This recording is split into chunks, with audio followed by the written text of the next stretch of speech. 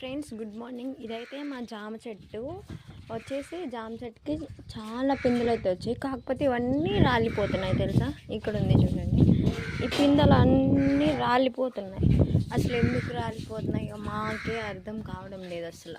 దీని పక్కన ఇదైతే మా ఇంట్లో గింజలతో వచ్చిన చెట్టు, ఇది వేరు, మళ్ళీ ఆ చెట్టు వేరండి.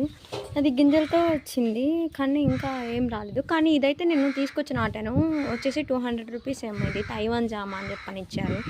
కానీ ఇది ఇస్తే మాత్రం దీనికి చూడండి ఎలా డిసీజ్ వస్తుందో. ఇక్కడ డిసీజ్ ఉంది చూడండి, ఇదిగోండి. ఇక్కడ చూసారా, కనిపిస్తుందా మీకు? సరిగ్గా కనిపించడం లేదనుకుంటాను. ఇదిగోండి ఎట్లా ఉంది చూడండి డిసీజ్ వచ్చేసి. ఇంకా మీకు ఇలాగే ఈ చెట్టు ఆకులు కూడా ఇలాగే అయిపోతూ ఉన్నాయి ఈ డిసీజ్ వల్లేమో. కానీ దీనికి ఏం చేయాలో మేమైతే ఇంట్లో మా నాన్నమ్మ చెప్పిన ప్రకారం అయితే మేము బూడిద అయితే చల్లాము, కానీ పోలేదు. సో